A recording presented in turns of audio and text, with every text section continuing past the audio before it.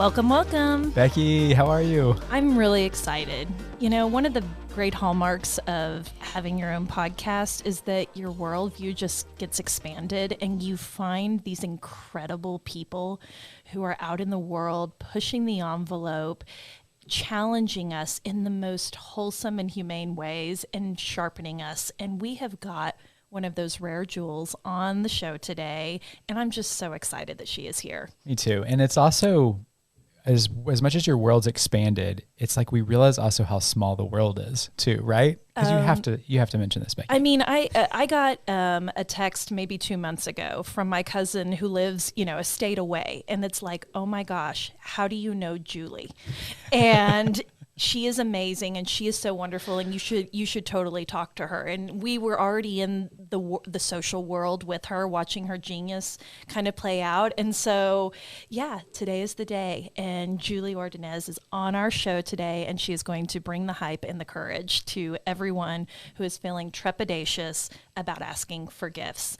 Which is basically everybody, let's be honest. Yeah, I mean, that's the truth. And so that's kind of the tone we're going to set, because I consider myself to be a fairly fearless individual. I will take a lot of risks, but even my first foray into major gifts, I was intimidated out of my mind.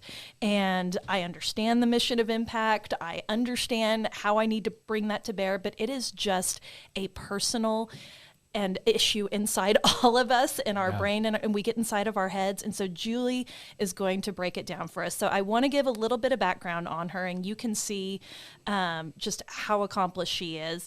But her company is Prosfora Consulting, and today we're just going to be talking about creating future successes in that major gift world, and even if you're just a frontline fundraiser anywhere.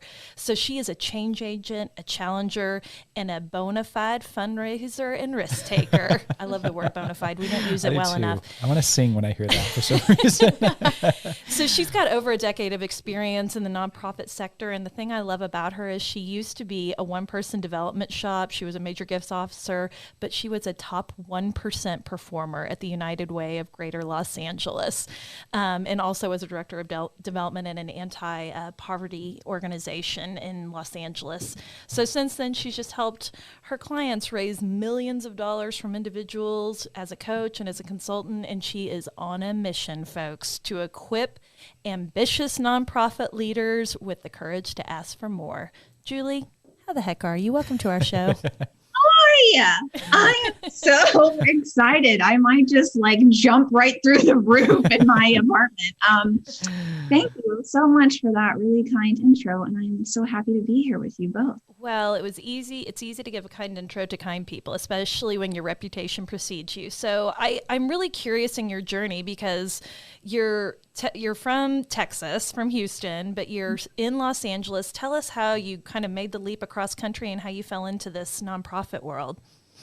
Yeah, absolutely. I am from Houston, H-Town. What up? And I, grew up volunteering and serving. I served all the time at church, and that was a huge core value for my family. It still is. And so the nonprofit world kind of made sense, that was where I wanted to make an impact and just help people and serve them. And I moved out to Los Angeles because I met a guy in college at TCU, go Frogs.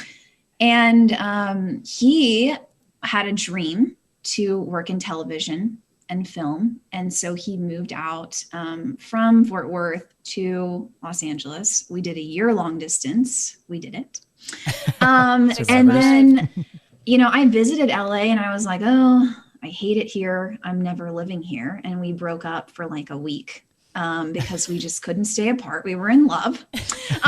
And so, he got connected to a really amazing community here and just met some amazing people. And I started to really change how I felt about Los Angeles and met some awesome people. And then I think it was 2009 that I moved to LA. Yeah. And, I needed a job and I knew I wanted to be in the nonprofit world. And so I had a friend who knew me and was like, I think that you would be really good at fundraising. And there's this development associate position at this community center in South Los Angeles. And I think that you would be really good. And I was like, fundraising. I was so intimidated. I was like, I don't even know that that's a job. And yeah, so I applied, and it's funny because I had to do like a pitch of what part of my plan was going to be when I get the job. And I had pitched them that we were going to raise $10,000 at our next fundraising gala. And they were like, that's kind of low. And I was like, well, to be honest with you, I didn't want to come in here and pitch you something way too high and then you laugh at me. I said that. Oh, wow. And they eventually hired me, and they were like, you know what? We'd rather hire someone who is a really great fit with our team and has similar values, who we can train how to do this job, than someone who's done it before and is not a really good fit for our team. And so that's what they did. And they paid for me to take courses at the Center for Nonprofit Management here in downtown Los Angeles. And I fell in love with fundraising, and I realized that I was good at it. And so that was my first gig, and I was, a one-person shop. God bless the organization who can see raw talent, see the hustle, see the drive, and will make the investment in you. Yes. Oh, I see now how rare that was. And I just shout out to my old boss, Sandra Bryant. She is she's amazing woman who has been running that community center in South Los Angeles for decades. And she was the one who made that call. So gotta love it. I'm so grateful for that investment. Well, I love that. I love your story. I love just hearing how people got started, and it's so funny how we all fall and then we really fall into fundraising. And I think the missions just suck us in, and then we just want to do so much more for these missions. What I'm so curious about, and what I think is so powerful about the way that you show up for your clients and for the community that just follows you online, is that so many consultants, can I get a show of hands who's listening, go about this a way that it is just old guard. We got to do the same, kind of things. And we've all worked with consultants that show up with best practices. Not that those aren't bad, but how many times has a consultant said, hey, you need to start by looking within yourself of like who you are as a person, and what are your mindsets, and how are you equipped to be able to do these jobs? I mean, we're putting ourselves in a really vulnerable position to ask people for money. Most people don't find that to be natural, but I love that. So you're coming at this from a coaching perspective, which I think is really powerful and needed, and such the time is now for this. So would you talk a little bit about that? What changes happened within you, and how do you, share that and coach your clients through those transformations? Yeah, that's so good. It's such a meaty topic, right? Yes, love it. I definitely in my own transformation have just been surrounded. I've been very grateful where I've had both experiences of being surrounded by support and community and people who were also asking for more. They were really ambitious and bold and raising a lot of money. My boss at United Way, the director of major gifts there at the time, she would call me into her office like, hey, Julie, get in here. And then I would run into her office, close the door, and then she would call a donor and she would put it on speaker so that I could hear the conversation. And she would close $1 million gift over the phone from someone who she had never met. And then after she would hang up, she would walk me through how she did that and how she got to that moment. And the donor would say, yes, I can do, $1 million, and there's more coming, and these were the kinds of spaces that I was in. And, it's unheard of, right? I mean, it's amazing. It is. And she is just so relational and so brilliant, very strategic, and taught me so much. I mean, what an amazing mentor she was to me, and a great friend now. And so I think part of why, I do what I do is because you can't really raise a lot more and make major change and the impact that you want if you're not surrounded by people who are also doing that. Because I've been in spaces where I am out here on my own and there is no support, right? And I think a lot of fundraisers deal with that. That's their reality. If they want to get support, they have to create it for themselves. And so, you have to be around other people, and as much as I'd like to think like, oh, I'm so awesome, I'm so amazing, this is how I come, like I've really been poured into, and I'm around a lot of amazing people. And so that's how I can continue to grow and evolve and get better and hopefully be the best. Julie is like the consultant that tells you that you have broccoli in your teeth. I mean, consultants really, it feels like, are so primed to come in and like tell you the best of what they can see and kind of, here's the playbook. But it's like, it's hard to find a consultant who will just shoot straight with you about how you need to kind of personally look inside yourself and find a ways to tap into the gifts that you already have in there that are really untapped. And I think that's the genius of what I think we're talking about today. And you have these like 3 core beliefs, and I love that we're going to dive into them. Number 1 is change what you believe. This is the note-taking portion of it. The second one is change how you fundraise. And the third one is change the size of your impact. So I would love it if you could start at the beginning, break those down, and tell someone why they need to employ these change habits for a growth mindset. Yeah, so good. So change what you believe is really summed up in one main idea, which is you need to give your donors the benefit of the doubt. You need to believe the best in them. In a word, you need to have faith. You need to have faith in your donors. I think the biggest mistake that a lot of fundraisers and executive directors and founders make is they make a lot of assumptions about people. They assume that they're maxed out, that they've given the most they can give, that they would be put off if we ask them for an increase, that they don't care as much, that they do this specifically for the tax write-off, and that's where it ends. And frankly, if we're really honest, a lot of nonprofit leaders believe that they're the ones who have a monopoly on caring, on sacrificing, on giving. And frankly, it's not true. I have met so many people who are donors. They're not going to quit their full-time job or stop being an entrepreneur and go start a nonprofit, but they're going to give generously, and they give 20, 30, 50% of their annual income. So I think that there's a lot of assumptions and frankly judgments that fundraisers make. And so it starts with changing what you believe about your donors and having faith that they really will give more if you ask. Okay. That's it, really. I need to pause in this because I think what you're saying is incredibly powerful and incredibly pervasive in our industry. Because I'm such a wired marketing, branding type of person, I see it in how it plays out in your messaging. I mean, how many people say this is what we did or we accomplished, and it's just not even making this slight subtle shift of this is what our donors have done, and through donors X has happened.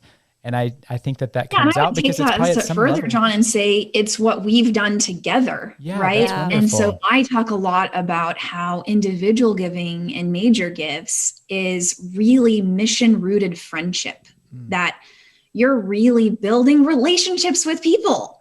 We over sophisticate it. We're so tech savvy and we want to get our wealth engine and we want to get our, and all that's great, but what if you just talk to your donors instead of assuming the worst about them? What if you just ask them? You know, like the best research that you'll ever have is just building a relationship with your donors and asking them questions like, why have you been giving for the last 15 years? You know, like, why do you do that? You don't have to do that. I think we make a lot of assumptions and judgments, and it's tough. It's a tough conversation to have, to get real with yourself, right? And say, maybe the reason that I don't raise more is because I overestimate my own goodness and I underestimate the goodness of my donors. Yeah, I love that we're having this conversation because, I mean, even last week, I mean, John and Julie knew this because they were hearing me vent, but there was like an industry article that came out that was like why you should not be asking your employees for money right now.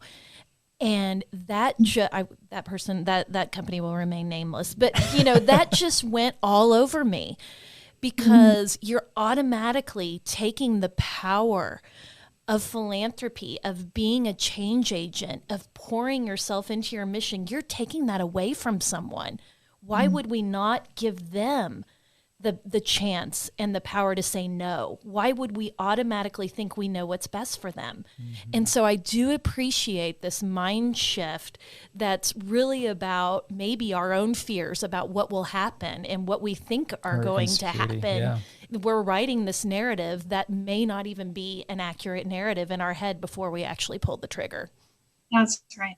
Yeah. And the fundraisers and the leaders that I talk to that are really concerned about hearing no and getting rejection are the ones who don't really ask very often. Because you're afraid of something that it shows me you don't have a lot of reps. Yeah. You know? Because if you do, right, if you have a more experience asking, then you realize that it ain't going to kill you. I know you're from Texas. And if it doesn't kill you, it makes you stronger. Thank you, Kelly. Hey, and you know, you'll see that donors, if they say no, it's like, not right now. Yeah. It's very rare that you're going to actually spend time with someone and ask them to invest in something that they're going to just straight up say, no, this isn't for me. I'm not interested at all, ever. Right. And if they do, it's okay. Yeah. So I really like what you've said about change what you believe. What are your recommendations on change how you fundraise? Yeah. So this also has to do with our beliefs, but I recommend that nonprofits, regardless of size or where they are in the history of their organization, that they focus on individuals, that is their primary fundraising strategy. And that's not common. It's pretty unpopular because people love to apply for grants, and they love having a prestigious foundation that gives to them on their website. And we love to go after corporations. And the truth is that 70% of all giving comes from human beings.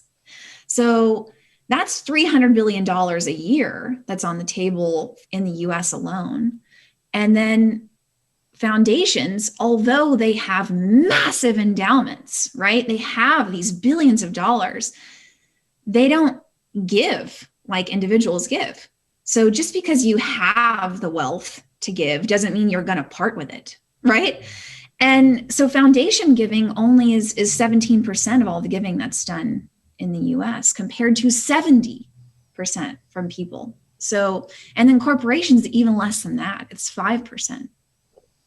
So that plus the stat of how many people who give again, right, is really alarming, right? So we talk a lot about donor retention, and of those people who give, 25% of them give a second time. So all of these things show me, hey, let's prioritize individuals, and then let's prioritize keeping them. Yeah. And that's something that a lot, it's pervasive. so many nonprofits struggle with this, and they get distracted by, frankly, applying for grants when they don't really have any business doing that, or having this really massive corporate strategy that isn't the best move. But it's easier to do that. It's less personal to do that, and it's less intimidating to do that than to go after people that you know and invite them to give. I mean, I think you're so spot on. And I mean, it's like, if you're going to only have so much time, if you're very limited in resources, why would you focus over here? And it's probably because it's easy to fill out the boxes. I know this is the application. I know how many word counts it's got to be. Whereas a cultivation is intimidating if you don't feel like you know what to say and do. But flexing that muscle, and the upside of getting somebody that's a believer, and we talk about this a lot on the podcast, when somebody actually believes and is in that much of alignment, what is unlocked through beyond giving, their network and their hustle and their heart and their community, is so much worth more than anything that they're going to give you, you know? And so to do that on multiple is just, we're here for that. Mm-hmm. Not to diminish, obviously, the good work that all the foundations are doing and all of that, but I think this is a very powerful conversation. Yeah, I definitely think there's value in foundations. And I think that they're, you know, and that works. I think about being in a big shop. We've been in a really big shop and we've been in a really small shop. And it's like we had an entire department that focused on corporations and foundations. And it's like, if you have the resources and the staff to commit to that, go for it. But if you're a tiny nonprofit, I mean, I think about all the back end work that's going to be daunting if you get the gift. I mean, quarterly reports and the amount of data analysis, and that's, and I don't fault foundations for wanting that, because it is in their best interest to know that you're spending well. But I do think this concept about investing what little time you have in your believers, I think that's a great point, John, is something that will play the long game with you forever. You can bring them along. And P.S., that retention percentage is hurting my heart. I know that it's 25%, but it's like, we have got to do something to systemically change our sector, because that needs to go up significantly if we're going to thrive and survive. Yes. Yep. Okay. Yeah. Sure. So we are in the last one. Talk about changing the size of your impact. Yeah. So the number one way to do that is to ask for more. I think that I am basic, you know. I literally have somebody writing that down. Ask for more. We ask for too little. We ask for too little. And we make, again, right, changing what you believe, you make a lot of assumptions about what people will or will not or can or cannot do. And, you know, we got to leave that up to them. But it's the fundraiser's job, it's the leader's job to invite people into more. And if they're communicative, if they're engaging, if they keep giving, then I'm going to assume the best. I'm going to assume that they want to be closer. They want to be more involved.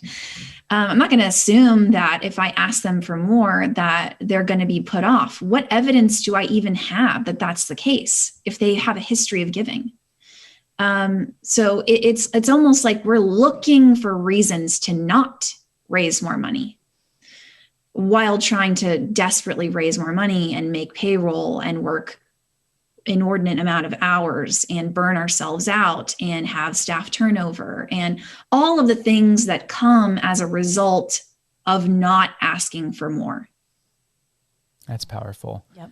Well, I love that all this kind of points to, you know, one of your core offerings is getting together cohorts of people. They apply for this to work one-on-one with you through your program, the Courage Lab. I wonder if you kind of, you know, give us a peek behind the curtain of what happens in the lab and what is all that all about? Yes, I am so excited. Courage Lab is my 6-week group coaching program for nonprofit leaders who are ambitious and they want to raise major gifts. So they want to focus on individual giving. And in the Courage Lab, it really is about building your internal courage so that you can ask for more. And You get access to me directly. We do weekly group coaching calls. You really build your network of other peers who are alongside of you, also focusing on asking for more. This isn't about theory alone. This is about taking action, as you can imagine. And so you will be, it's a lab, right? We're trying it out. You can totally fail. It's okay. You got to go for it, though. It's your responsibility to go for it. That's the job you signed up for in fundraising. So you got to ask. And the people who raise more money are the ones who ask for more. So yeah, I've just noticed in my work, I created Courage Lab because there are some leaders who they just need a coach, and that's a great motivator for them. They really work well with a coach one-on-one. And some people need, I would say all of us need community. And the best results come when you have both. So if you have a coach who can really pull out of you what's already there and change the way that you see yourself, you are already courageous. It's not something you need to get that is out there. It's already here, and you just need to activate it, right? You need to change how you see who you are, and you will raise more money, and you will increase the size of your impact. And so that's really what I do in Courage Lab. And, I would say is like my superpower, if you will, is helping people see who they really are, and then helping them to take action. It is not lost on me that what Julie just said right there is exactly what Sandra did for her, like over a decade ago. It 100% is finding the goodness that is within you and having somebody that can find the best of what is inside you that you don't know how to tap into it. I mean, I used to tell John all the time, probably for like 12 years. Well, I still say it. You have no idea how good you really are. I used to say that to John all the time, and he would like make a little face. True. Yes. And it's like, we all need somebody to like look inside and see our potential and figure out how to pull it out. And this whole group therapy concept of bringing people in, it really does remind me of group therapy in the best way. It's people being able to feel safe to say, I'm scared to do this, and being incredibly vulnerable and starting with your vulnerability at the base and building from that. And I can see how, we believe community is everything.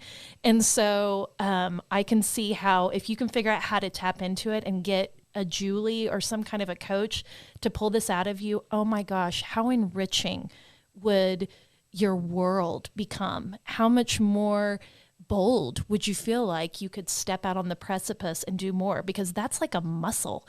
The more you flex it, the stronger it's going to get. I'm here for this conversation, clearly. Mm-hmm. Yeah, I think if you want to be the best, it's critical to have a coach. And it's critical to have community for survival, so I want to survive. I want to thrive.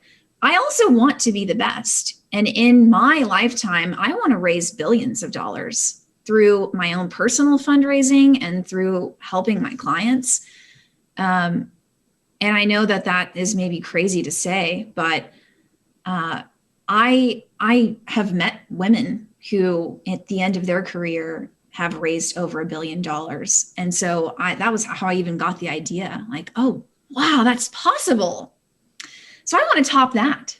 And, there's $1 trillion. No, I see. Yes. and it is, there are problems that we can solve in our lifetime. It's not that we don't know how to solve them. And it's not that the resources are not there. It's that we lack the courage to ask people to join us in the fight. That was really profound. One. Yeah. And I also love your quote that it's your responsibility to go for it.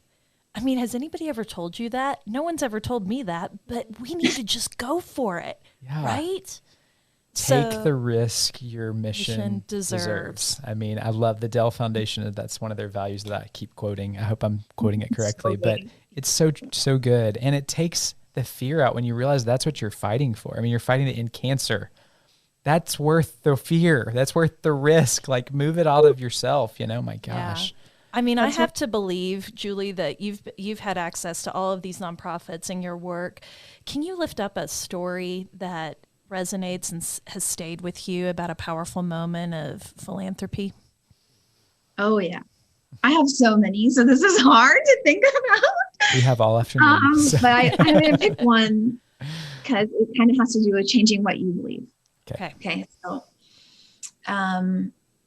I was at United Way, and part of my responsibilities at United Way when I was there was managing the Emerging Leaders Affinity Group, which is their national under 40 young professionals philanthropic network. And it was super fun. One of my most favorite things that I did in my career. And we did mixers and quarterly happy hours and events, a lot of events. And I would often rely on our advisory board for that group, who really oversaw emerging leaders with me, to speak, to share their story. Like, why do you give? Why are you a part of this group? Right? Pretty typical. And so there was this one gentleman who was a corporate executive at a really large banking firm, one that is a household name. And we'll call him Daniel. And Daniel was in HR, and he had an amazing story. He got up and shared that he got hired at this startup, this tech startup, and helped them. They were booming, and he helped them to bring in thousands of employees, in HR. And then something terrible happened, and they had to lay off all of these employees within a very short time. And he was the one to have to lay off and let go of all these people that he had hired. And then they laid him off. And he really struggled. And then this was right in the time of 2008, 2009. And then he struggled to find another job. And he shared publicly during this moment of public speaking in front of all of his peers that he was homeless, that he ended up living in his car for months, that he had reached out to family and they weren't able to help either, that he was showering at the YMCA, that he was going to the library to use the computer and struggling to find work, and that eventually he did, right? And in this moment of him sharing this story, everyone was shocked. This was someone who, if you had met Daniel, you would have not ever thought that he had experienced homelessness. And at the time, we were raising money to end homelessness, and he was sharing his story. And for me, in that moment, I was like, you cannot judge anyone or make assumptions about anyone, especially your donors. You could look at someone, you can know their background, where they went to school, their experience, where they work. You can research them. How much do they make? What do they give, right? But, people have so much more to them. And I think a lot of times we assume that they agree with us, or that they believe what we believe, or that they've been through what we assume they've been through, and you just don't know. I've just met so many people, and you just don't know until you ask. And it was so brave of him to share his story, and it changed our entire group. And our group grew, and we were able to double the number of donors that year. And I just think there was such powerful vulnerability in his story. And just one man's act of bravery to just step out there. And again, somebody had to ask him to tell his story. Why are you connected to us? Why is this important? Right. Sometimes the most important things that we can do, not even just, I don't even want to diminish the ask part, but it's like, yes, we need to be brave in asking for those big gifts, but sometimes the bravest thing we can do is just ask them to tell their story and ask them to get back to the heart of why they're here. And if you can even start with that before you make your ask, I have to believe that someone is going to feel that connection point to that gift and want to be a part of making things better. And so what a awesome, awesome story. Go, Daniel. And it's not lost on me how it's just all tied together. I mean, how we're giving and allowing people to flex their courage in all these different ways. We become our best self as a society. Yeah. And through philanthropy and all of our work. I mean, this has been incredible. And we're changed by it too. I mean, that's the selfish, wonderful part of being a nonprofit, that we get to bear witness to these stories and these moments of transformation. And if your cup is not filled by a story like that, then you need to go to the tech industry because nonprofit is not for you. But it's like we need to find a way to channel that and make that relevant and share those stories globally, because people will be seen. And again, I love your point and the way you wrapped it all into the community felt affected enough by that the community rose up and made that happen. Good for you. Okay, Julie, we ask all of our guests, I can't wait to hear what you're going to say. What's your one good thing? It's a hack or your secret to success, something that you could implement today. Yeah, this is great. Oh my gosh, I don't know. There's not one secret to success. I don't know. I would say, that my thing, what I attribute to my success, let's say, is that I ask myself a lot of questions in my head. I coach myself. I'm like, okay, I'm starting to doubt if I have what it takes to do this. Why do I feel this way? Is that true? Do I have what it takes to, and break it down, right? Do I have what it takes to serve this person who's right in front of me? Yes. Do I have what it takes for this moment right here? Yes. What resources are available to me to support me in this moment of doubt, right? In the people, in the Googling, in the articles I read, do I need to go for a walk? Like, I think that, a really powerful key to being resilient and to continue to move forward and grow is that you have to be able to interrogate yourself. You have to be able to interrogate your own thoughts, your assumptions, your beliefs, how you see yourself constantly, and be willing to change your mind all the time. If you're willing to be wrong and admit that, and then guess what? You're less wrong now because you admitted that you were wrong and you can move on and grow. And yeah. And who cares? Okay. So you were wrong. So what, and I think because I'm willing to just acknowledge openly how I'm wrong or my failures or where I fell short, I'm unstoppable. There's nothing that I'm not willing to feel or experience or interrogate or question or change. So what is going to stop me from moving forward? Okay. Friends, that's a very strong one good thing. That was a very strong one good thing. And it is one of the words that we talk about on one of our Friday episodes, which is cognitive diversity, which John and I are talking about this at 2:30 in the morning the other night, like texting back and forth while we're working. And it was like, the experiences that I have as a human are so small in this world. There are so many other things that I need to be exposed to and things that I need to be looking within to grow my worldview. And if you just can do what Julie said, which is a hard thing. Again, we've been talking about hard things all day today, making the big ask, believing in yourself. If you can look within yourself and do some of this self-reflection, if you can employ that cognitive diversity, that there are other things out there that sharpen us, you are going to be a super evolved and an unstoppable force. Yeah.